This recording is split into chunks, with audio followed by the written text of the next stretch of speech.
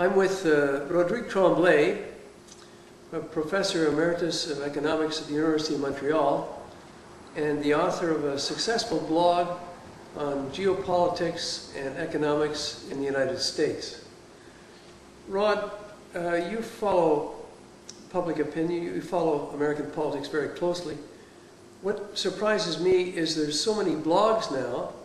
Are they filling a vacuum that's left by the media in the States in terms of critical assessments of what's going on? I think, well, nice to see you, Brian. I think it's a revolution that's taking place now in the field of information, political information in particular. And some politicians don't seem to like it very much. Senator McCain just said recently that he hates bloggers. He doesn't like bloggers. Of course, it's information which is less controlled than the one that comes from the normal corporate media. That's what it's called, the normal corporate media. And it's and the analysis that you can find on the blog may be more informative because it's longer than a piece of articles in a newspaper, for example, or on TV or cable. And also people who write these articles are not necessarily journalists, but they can be professionals in their own fields. A doctor can write about health, and an economist about the economy, and so on. So it brings direct information without intermediaries, in a sense, from specialists directly to the users. Mm-hmm. Mm-hmm. Certainly, the bloggers weren't there in the last U.S. Presidential elections. They're very present now, and your blog, the New American Empire, is getting thousands of hits. Yeah, and not only that, but it's reproduced by hundreds of other sites, news sites, because I don't require that they ask my permission, provided they reproduce the entire text, they can reproduce it. So it's reproduced many times. When I go on Google, for example, I can type the article. For example, the recent article that I wrote is about the U.S. economy, bad government policy and bad government policies. When you go on Google, you find many places that reproduce the article. So, in a sense, it is a multiplication. It multiplies the impact that my own little blog, because I started that blog because I wrote that book, The New American Empire, and I was not very well known in the U.S., even though I have studied at Stanford and my wife was born in the U.S.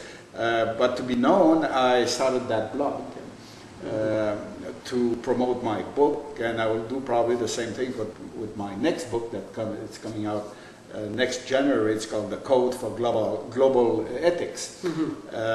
Because it's hard to promote a book in a large market like the United States without spending tens of thousands of dollars.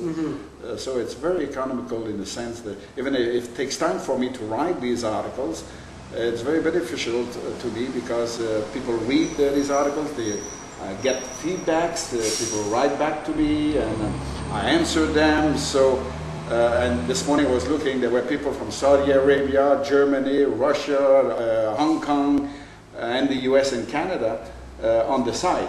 That's very rewarding. It's amazing to me, and there's the multiplier effect, but there's also the idea that out there are people that read your articles and do, for free, do a translation.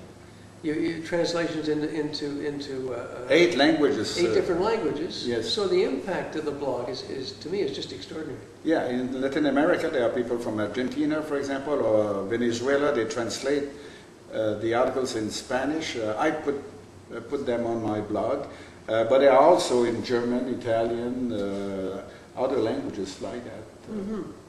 No, it's impressive.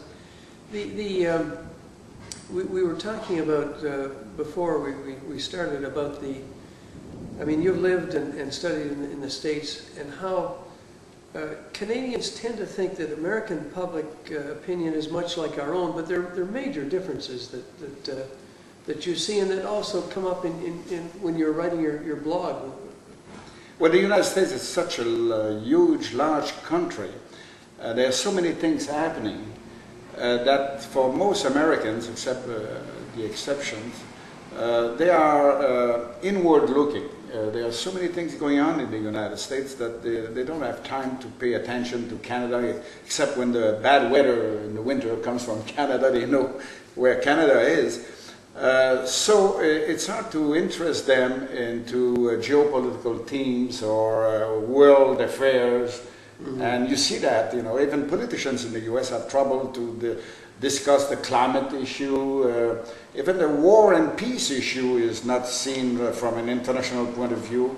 And it has been always a problem for the United States to belong to international organizations. Mm-hmm. President Wilson in 1920 was an initiator of the League of Nations, but the Senate didn't vote mm-hmm. for the League of Nations. And you see now the current president is not very enamored with the United Nations. It's partly because they don't need to. Yeah. The U.S. electorate is mainly domestically oriented. Yeah. Rod, for a Canadian looking at this video, I'm a great partisan of your blog, the New American Empire, which you can get up so easily just by putting Rodrigue Tremblay in Google. And I'm very, very attracted by that site because anything that's in the site, I mean, maybe you're selecting some things rather than other, but everything is traceable. You know, there's a research behind each item. There's not an opinion that's not linked to a fact.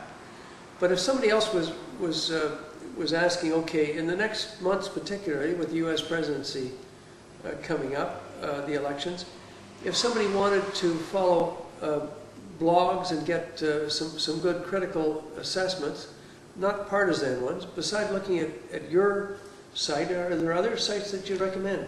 Oh yeah, there are dozens of sites.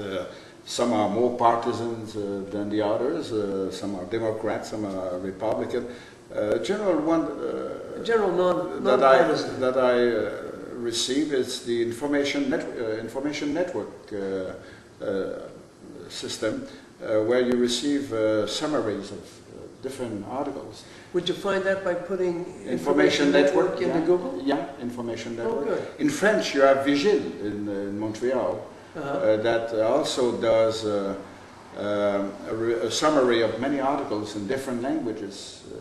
Sometimes in the morning, you know, you want to read the main articles about a theme from Le Monde, from the New York Times, from the Washington Post, from the Ottawa Citizen or the Globe and Mail. You can do that in one place. Okay. So there are many sites like that, very useful for working people. You know, in the morning you have 10 or half an hour at the most during your breakfast to get acquainted with the news of the day. Well, those are things that then people can take a look at in the next few months. Good. Thanks, Rod, very much. That was very interesting, Brian. Great.